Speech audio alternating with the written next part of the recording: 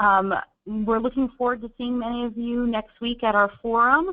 And this webinar is really aimed at going through a little bit more of our policy asks in more detail, giving plenty of time for questions and answers so that you guys feel very well prepared when it comes to meeting with your members of Congress and asking them for different things on the budget and other places too. So before I start, I just wanted to reiterate that we are really facing a very significant threat to affordable housing programs in the coming year. We're seeing, of course, in every state and congressional district growing affordable housing challenges. But on the congressional side, there are deep threats to cutting funding for affordable housing and also policies that could make it harder for people who are seniors and people with disabilities, low-income children, to have a roof over their heads. So we're here really to talk about the 5 key areas where you can have the greatest impact when you're on the Hill next week for the forum. I also wanted to remind everyone before we get started that Congress will be on recess for a couple of weeks coming up, so you should mark them in your calendar.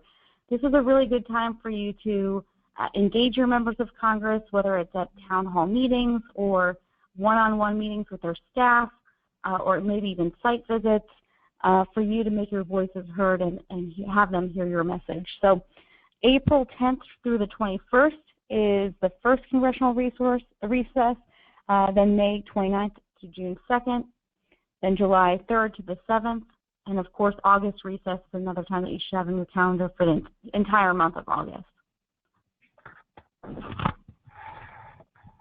And a bit of housekeeping as we get started. If you want to download and print these slides, they're available in the handout section. Additionally, if you have questions during the presentation, you can type those in the question box, and either we'll answer them typing or we'll ask them aloud at the end of the presentation. This presentation and the slides will be available on our website, and you'll get it in an email tomorrow. So of course, if you have any questions, go ahead and type them and let us know, and we'll get those answered for you. Thanks so much. So on the webinar today is myself. I'm Sarah Michelson, Director of Public Policy. We also have with us Elaine Weiss. She's a Senior Policy Analyst here at NLIHC, and we hope to answer all of your questions as we go forward. I kind of hit on that, so we can skip over that. So our 5 priorities for the coming few months, and these are things that we'll go over in greater detail on this webinar. The first is how can we protect federal resources that invest in affordable housing. We'll talk a little bit about the budget problems that are ahead for both fiscal year 2017 and 18 and what that could mean for HUD programs and those at USDA rural housing. We'll talk then about what tax reform means for affordable housing, both in terms of our campaign, the United for Homes campaign, to reform the mortgage interest deduction and reinvest it into providing affordable housing for people with the greatest needs. But we'll also talk about a bill to expand and improve the low-income housing tax credit, which is a very important resource for building affordable housing, and that often gets layered on top of other federal resources to serve people who have the greatest needs. Then we'll switch to talk a little bit about the threats that are specific to the National Housing Trust Fund, both through the appropriations process, the budget process, and others. Then I think we'll spend some time talking about some of the threats to ensuring equitable access to affordable housing. And by that we mean provisions or bills that could really impact fair housing regulations, as well as coming regulations that we might see that would make it harder for people to get access to the affordable housing programs that they need. And then lastly, we'll talk about some other broader anti-poverty programs and bills that are under threat, just to bring them to your attention as opportunities for engagement. All right, to kick it off, Elaine will give us a little bit of background information about the budget process. Thanks, Sarah. So let me first start with fiscal year 17. It's kind of crazy that we're still focusing on fiscal year 17, considering that fiscal year 17 started back in October 1. So right now we are in quite a situation where Congress has until April 28th to come up with some sort of deal to fund the government for the last bit of the year. We just heard that the White House is requesting cuts from fiscal year 17 that hadn't already been agreed to, and those cuts, they pinpoint $1.7 billion from HUD that they would like to cut, including from CDBG, the SHOP program, and several other programs as well, NeighborWorks. They would get rid of Choice Neighborhoods Initiative. So these are programs that, of course, we care about, and we know that our champions and that on the Hill, you know, they're not going to accept these cuts, but it's so important that folks like you reach out to your members of Congress and let them know that any cuts to fiscal year 17 are unacceptable, and that we had a deal put in place for funding levels for fiscal year 17 that members of Congress need to stand by. So that's fiscal year 17. We might see a shutdown. We don't know just yet, but we will see where it goes. But given that you are going to be here right when they're still, you know, trying to negotiate the final numbers and you know, the deal for fiscal year 17, we wanted to put that on your radar. So that's fiscal year 17. So now we move on to fiscal year 18, which I'm sure you've heard about through a lot of the different action alerts that we have sent out to you. So as you're all well aware, the Trump administration put out their skinny budget a few weeks back that included some very severe cuts to HUD.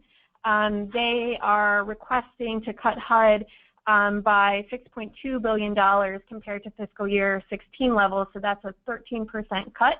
If you look at that number compared to the fiscal year 17 agreed upon numbers, that's actually a 15% cut, or a $7.5 billion reduction. So, and on top of those cuts, you're seeing them looking to eliminate the Home Investment Partnerships Program, CDBG, Choice Neighborhoods Initiative, NeighborWorks, the U.S. Interagency Council on Homelessness, among other programs that we very much care about that really serve low-income Americans. So the Trump administration has made their priorities known that they would like to boost defense funding to the tune of $54 billion and cut everything else. So, of course, you know, this is just the president's request. We've heard from members in Congress that this budget is dead on arrival, but it doesn't change the fact that this is where, you know, the negotiation could start. And we know that fiscal year 18 was already a troubling year because we have the return of these really tight spending caps put in place by the Budget Control Act. In the past, we've had Congress work together to come up with deals to provide some sequester relief. We're not quite sure how that will play out this year, but what we're asking you to do is urge your members of Congress to lift those spending caps for fiscal year 18, equally for defense and non-defense funding, which is really critical here, again, given the Trump administration's priorities, and to, again, ensure that as much funding as possible goes to HUD and USDA rural housing programs. So with that, I'm going to turn it over to Sarah.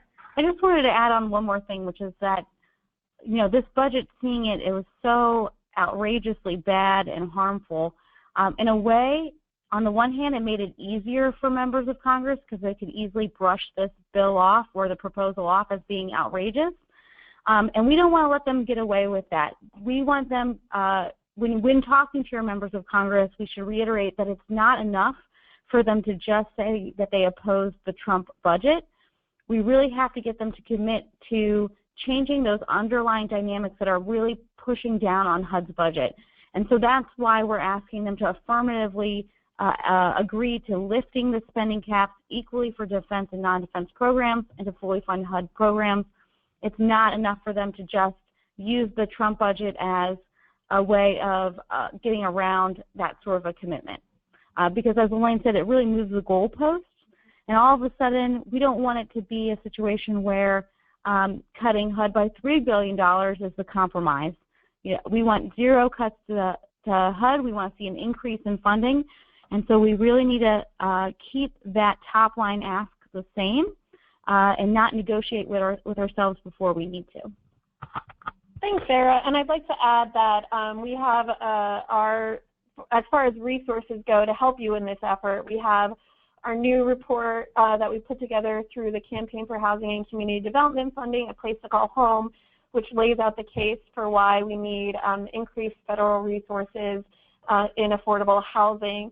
And we've included, or we gathered more than 100 affordable housing success stories that you should definitely look through that report to see if there is a story from your district that you can share with your member of Congress or with your senators. And then we also have an advocacy toolkit that has some really good messaging points that you can use on your visits, as well as some tweets that you could use as well throughout the day. So it's a really good resource for you to, get down your messaging for why these cuts will really hurt low-income Americans. Yeah, so I just wanted to open it up. Budget issues can be a little bit confusing. I just want to pause here to see if people have any questions on the budget. No one's asked any questions yet, but if anyone does have questions, remember just to type those in the question box. Great. So we'll move on for now to talk about tax reform. The first on the list is of our ask, or our focus in terms of tax reform, is trying to build support for the Common Sense Housing Investment Act.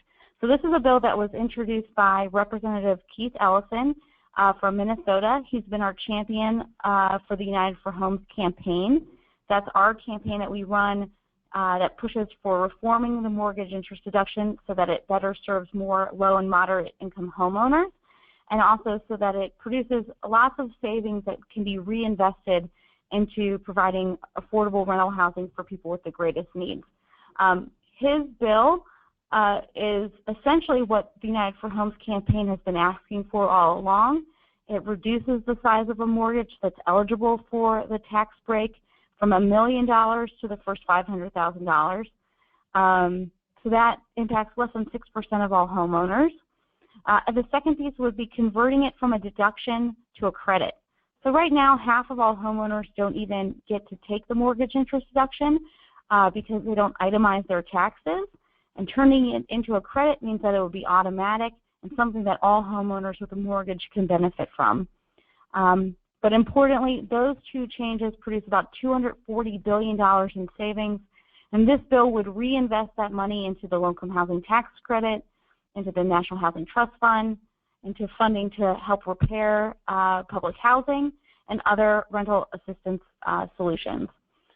So I encourage you to ask your members of Congress to join on to that bill, to co-sponsor that bill.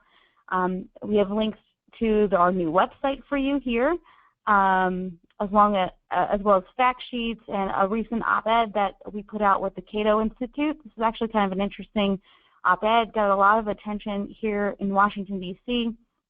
It's an op-ed that Diane Yentel, our CEO, signed onto along with Mark Calabria, who is now actually with the Vice President's office. Kind of a strange bedfellows type of a op-ed. And both he and Diane came to the point of saying, this is really the time for MID reform, and some of the money might go towards lowering tax rates, but the other money needs to go into investments for affordable housing. So we'd love your help in encouraging your members of Congress to sign on to that bill when you're on the Hill. The other thing I wanted to bring up is that there are bills in both the House and the Senate that would touch upon the low-income housing tax credit. The Senate bill has been introduced by Senator Cantwell from Washington and Hatch from Utah.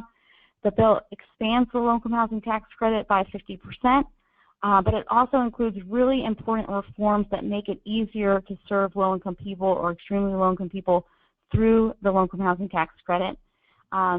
Not to get into too much detail, but basically it encourages mixed income development by allowing something called income averaging.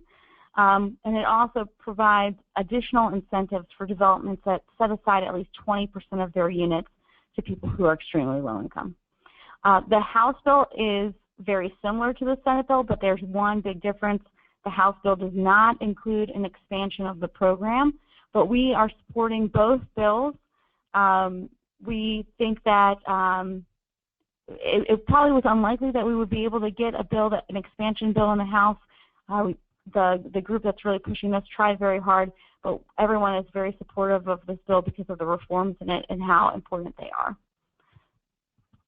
Any questions on tax reform? We don't have any questions right now, but just as a reminder, all of the resources that are linked in this PowerPoint will be provided to everyone at the NLIHC forum, and we'll also give you a packet for leave behinds for your lobby visit. So all these resources that Sarah and Elaine are talking about will all be available to you in addition to being on our website. I should say that in the last week or so, everything on tax reform is now up in the air. Everyone was expecting or thought it was very likely that Congress would repeal the Affordable Care Act or Obamacare. The reason why Republicans moved forward with that first as part of their agenda is that they were hoping that by repealing it, they could have a lot of savings that they could use to offset tax reform. The fact that they weren't able to do a repeal of Obamacare means that they're really starting out this process with one hand tied behind their back.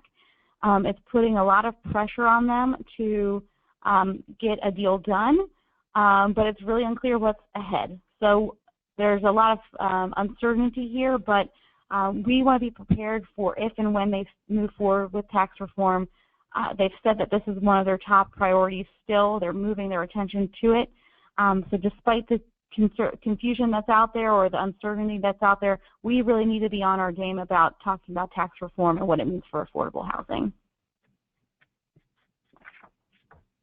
Okay, so moving on, just wanted to touch upon the National Housing Trust Fund. So there's some unique threats that are out there for the Housing Trust Fund this year. We mentioned earlier about the deep cuts that might be coming to the HUD programs, and we're going to be fighting those tooth and nail and look forward to your help with that as well.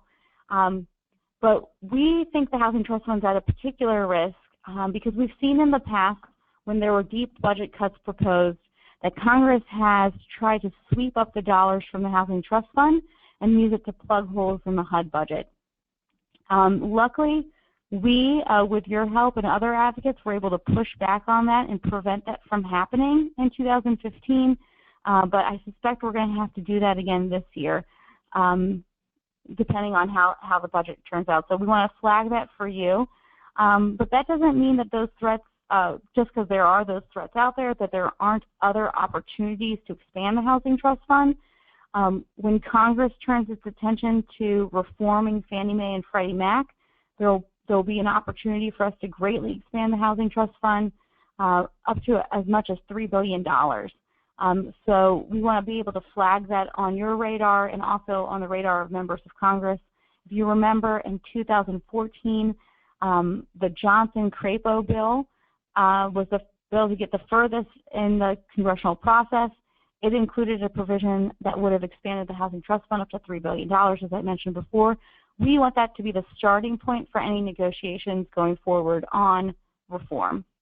But there's also an opportunity possibly to expand the Housing Trust Fund through an infrastructure spending bill. This is something that's gone in and out of excitement on the Hill. But even just yesterday, President Trump said that he wants to do infrastructure spending. And if that is going forward, we want to make sure that the Housing Trust Fund is included in that to the best of our ability. So the best thing that you can do in order to help us with these efforts is really to talk about the need for the Housing Trust Fund and the important role that it plays. That would help make the ground a little bit more fertile when we go back to them later this year to talk to them about GSE reform and infrastructure. Any questions about the Housing Trust Fund? None so far. Great. Thank you. So this is Elaine again. So we wanted to talk to you about some issues that might pop up during the appropriations process. So about ensuring equitable access to affordable housing, many of you are aware of this bill, the Local Zoning Decisions Protection Act, that was introduced by Representative Gosar from Arizona and Senator Mike Lee from Utah.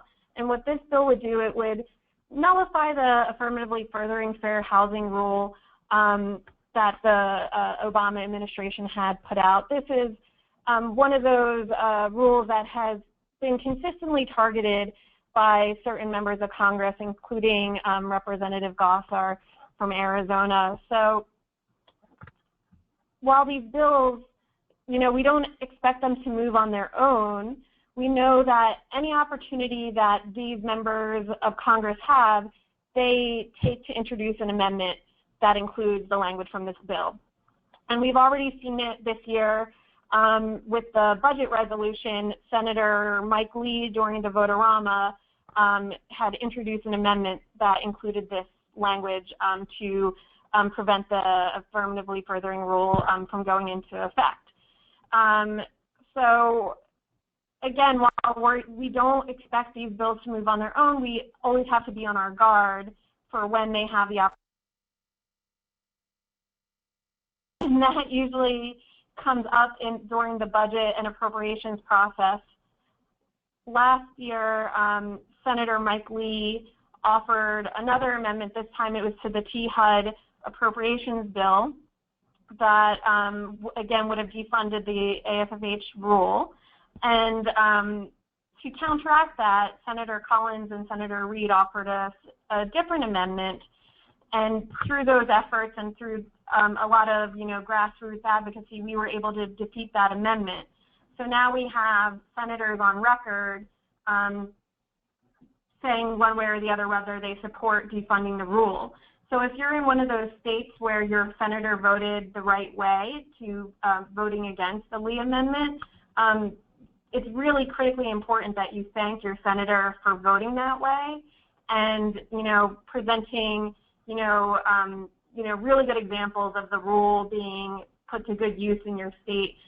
We're more than happy to let you know if your senator was one of those folks who voted the right way, especially those Republican senators who voted the right way. I think there were 12 to 13 Republican senators who voted against the Lee amendment that would have defunded the AFFH rule. So again, that's something we just wanted to put on your radar.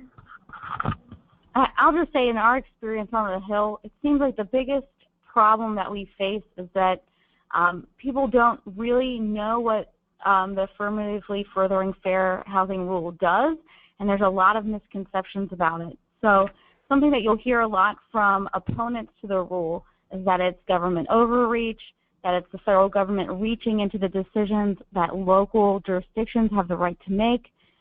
They say it's too costly, they say it's too burdensome, but it's really on us to educate them about why this rule is so important. So when you're talking to your members of Congress in these meetings, you should talk about the fact that this is really a tool that's intended to help communities address segregation. It gives them maps, it gives them data. The decision is still theirs about how they want to allocate their resources, but this is a tool that helps point them in the right direction. And so by taking away this rule, it really puts communities in the dark. It makes it more difficult for them to accomplish their goals. And so we really think it's actually, it's more of a government overreach to take away those tools than to provide them in the first place.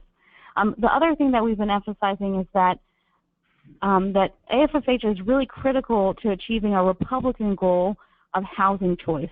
A lot of Republicans feel very strongly about increasing opportunities for economic mobility, but in order for people to take advantage of that, they need to be able to choose which communities they want to live in, and AFFH helps them do that by providing them with more choices to choose from.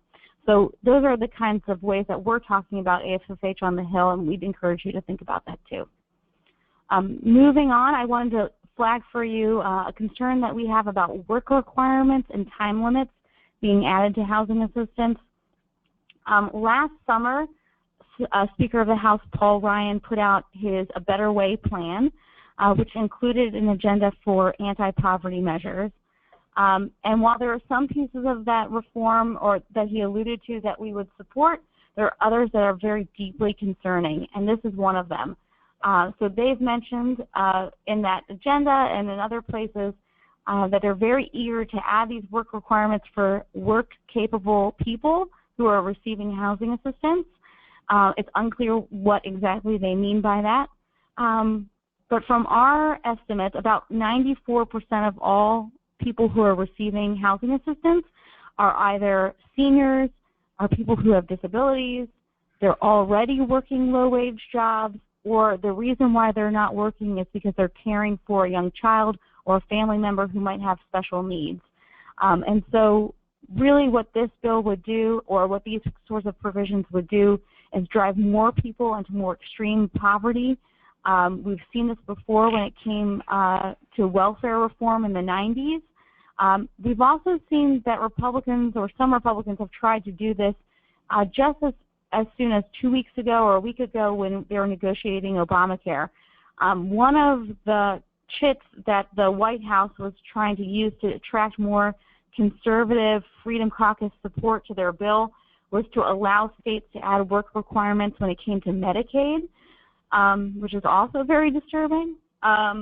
So we know that this is something that's on their agenda, that they think is appealing to their members, and that they're looking forward to doing. So we want to flag that for you and flag that for members of Congress, that when or if they move forward with this, we will be strongly opposed to it, and that it really doesn't provide any real solution to poverty. It's really just a red herring that could be very dangerous. Any questions about fair housing or about these work requirements and time limits that we're hearing about? This is Sarah Jemison here. We have one question actually that goes back to the section on the trust fund that just came in a little late. And Sophie was wondering how, if the Housing Trust Fund applies to or affects public housing. I don't think that there's a direct connection there. I know the Housing Trust Fund can be layered with other resources to provide affordable housing, but I don't see a direct connection. Maybe someone else says. Yeah, this is Sarah Jemison. I'm going to jump in again. So this, these funds can't be used, say, in place of public housing capital improvements. And we are still pushing for that funding to be expanded. But what's really important about the trust fund is that it helps the 3 out of 4 people who would qualify for public housing or for vouchers, but who, because of limited resources and limited investment, don't receive that assistance. So it doesn't directly go towards improving public housing, but it would assist. It would assist those people who qualify but don't receive assistance. Any other questions? We don't have any right now. Okay.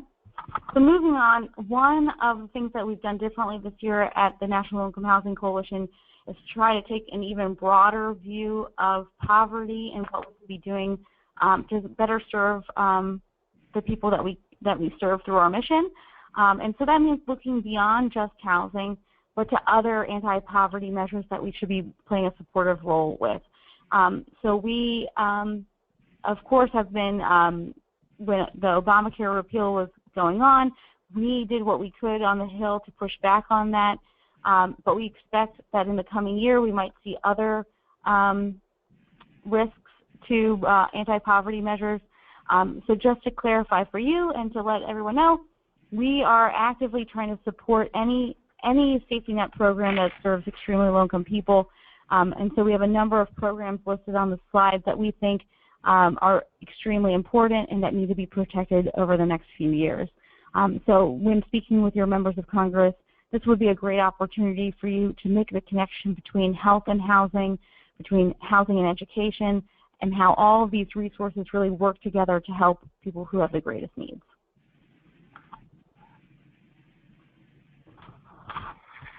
Great. So right now we have some time for questions. Again, if you have any questions, feel free to type them into the question box and we'll get those answered.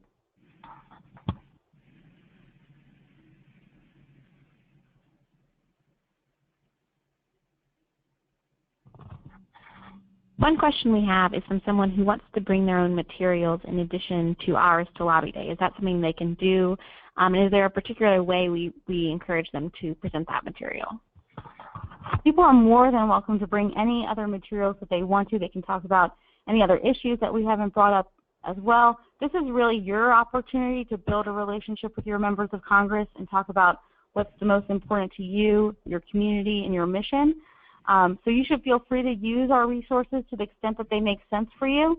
and use other resources from other organizations or your own to supplement it. You should really feel free to own these meetings and the content of what you'll be talking about. Thanks so much, Sarah. And just as a reminder to anyone, as Sarah was talking about owning those meetings, if you would like more information about how to kind of coordinate your lobby day visit and how that meeting should go, you can look on our website on the webinars page and see a recording from a webinar we did last week that talks kind of through some of those basics. So we'll give folks a few more seconds to type in any questions they may have. Otherwise, if you come up with a burning question later today or in the coming week, feel free to reach out to Sarah or Elaine, and they would be more than happy to answer that for you. Great. And while we hear whether or not people have more questions, I just wanted to remind everybody about the upcoming congressional recess, April 10th through the 21st. This is a really great opportunity for you to be engaging your members of Congress when they're in their districts. A lot of times members of Congress use this as a time to meet with potential voters, to reach out to new constituencies. So you are more than welcome to attend town hall meetings and ask them a question about housing in those forums. We will be preparing some additional resources before this recess to help you with sample questions that you could ask your members of Congress. But now's the time to start planning what that time could look like. If you're interested in reaching out for a district level meeting, you can call their district offices to schedule a time with their staff, and also check their calendars to see what town halls are already planned that you can attend. I would like to just add that last week we did a webinar for the Campaign for Housing and Community Development Funding where we walked through how to do that, how to set up in-district meetings and site visits, and that webinar, the recording is available on our website, so you should definitely check that out. It has some really good tips and how-tos. Great. We've actually got two questions that have come in, one from Tara Rollins. Are there any great examples of National Housing Trust Fund investment? I know she recognizes it's early, but it would be nice to hear and be able to use these examples. Great question. Tara, you're right. It is very early in the process. The first dollars went out to the states in 2016, or for 2016. The states are getting their plans approved by HUD, but it might take a little bit of time before that money is translated into specific projects. But we do have a report that will be included in everybody's registration bag when you register for the forum. It'll have some resources about what are states doing with their Housing Trust Fund dollars, where do they plan for that money to go, what kind of projects are they interested in funding. It'll give you a good primer on what the state of play is with housing projects that are being built under the Housing Trust Fund. And just as a note, this is Sarah again, if you want to take, in addition to your own copy of that report, if you want to take one to your member of Congress, we'll have plenty of those for you. One other question, Sophie asked us to talk a bit more through time limits and work requirements and how they might affect individuals or families in public housing or a part of voucher programs, and asked for an antidote if that's possible. Sure. Well, it's really unclear what Republicans have in mind when they mention time limits and work requirements, and that's because their A Better Way agenda was not very detailed about what that would mean. But from a practical point of view, it would put a lifetime limit on people's ability to receive housing assistance, for example, for time limits. And we know from past experience that that can be very harmful to people who are in need of housing assistance. Oftentimes, they might go in and out of needing housing assistance depending on their work needs or their family, what's going on in their families. And so imposing a lifetime limit really prevents them from getting that safety net when they need it the most. And we've seen that happen before, as I mentioned, with welfare reform changes in the 90s. There's a lot of data out there that's very good that points to how this really increased the number of people living on less than $2 a day. Catherine Eden's book really spells that out in a great way. The Center on Budget and Policy Priorities also has a lot of great data about the impact. Again, for work requirements, it's really unclear what they mean by that. One, it's unclear what they mean by work capable. That doesn't have a definition that we know of. But also, so that could, in theory, exclude people or include people who are caring for a family member with special needs that prevents them from being able to work outside of the home. It also means that that state agencies would have to come up with a way of monitoring and enforcing these requirements, but without any additional resources to do it. So if you can imagine, it would be very staff-intensive and costly to track how often people are working and what hours they're keeping and whether or not it's meeting these criteria. So what really we see is a formula setting things up for a possibly, a bad exercise in this. And as an alternative, I know there are other programs that are at HUD that are on a voluntary basis, like the FSS program, but I'm not sure if the Better Way agenda means that they would be expanding that program or if they're thinking about something different. It's just very unclear right now, at least, what they have in mind.